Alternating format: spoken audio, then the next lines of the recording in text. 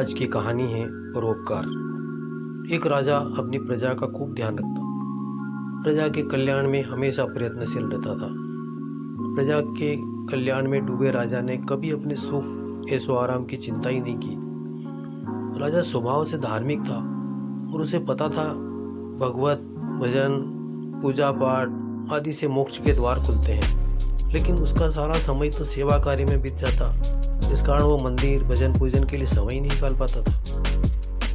एक सुबह राजा वन की तरफ घूमने निकला। उसे एक देव के दर्शन हुए जिनके हाथों में एक लंबी चौड़ी दिव्य पुस्तक दिखी। राजा ने देव का अभिनंदन कर पुस्तक के बारे में पूछा।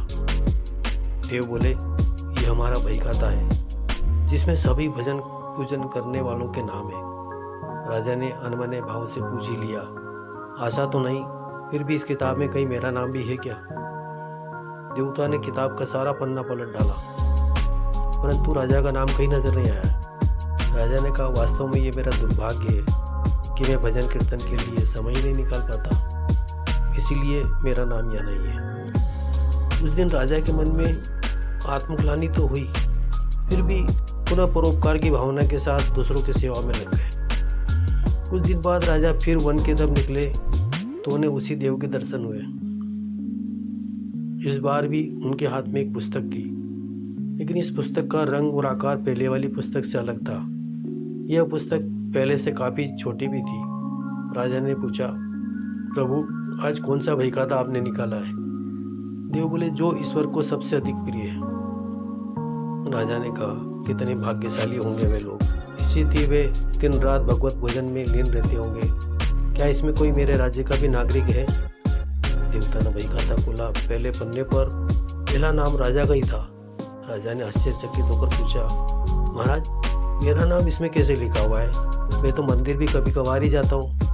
देव ने कहा, राजन, इसमें आश्चर्य की क्या बात है? जो निष्काम होकर संसार की सेवा करते हैं, जो परोपकार में अपना जीवन अर्पण करते हैं, जो मुक्ति का लोभ त्याग कर प्रभु के निर्बल संतानों की सेवा करते हैं, उन त्यागी महापुरुषों का भजन स्वयं ईश्वर करता है। इसलिए हे राजन, तुम मत पछताओ कि तुम पूजा पाठ नहीं करते। लोगों की सेवा करके तुम असल में भगवान की पूजा करते हो। परोपकार और निस्वार्थ लोक सेवा किसी भी उपासना से बढ़कर है। भगवान दीन दयालु है, उन्हें खुशामद नहीं भाती बल्कि आचरण भाता है। सच्ची भक्ति तो यही है कि परोपकार करो, दीन दुखियों का हित करो। अनाथ विधवा किसान व निर्धन सताए जा रहे, इनकी यथाशक्ति सहायता और सेवा यही परम भक्ति है। राजा को आज देव के माध्यम से बहुत बड़ा ज्ञान मिल चुका था और अब राजा भी समझ गया कि परोपकार से बड़ा कुछ भी नहीं है। तो जो परोपकार करते हैं वही भगवान के सबसे प्रिय होते हैं। मित्रों, जो निस्वार्थ भाव से लोगों की सेवा करने के लिए आगे आते हैं, परमात्मा हर समय उनके कल्याण के लिए यत्न करता है। रामचरितमानस में कहा गया है, परहित सरिस धर्म नहीं भाई, अर्थात दूसरों की सेवा से बढ़कर कोई धर्म नहीं। जय जिनेंद्र।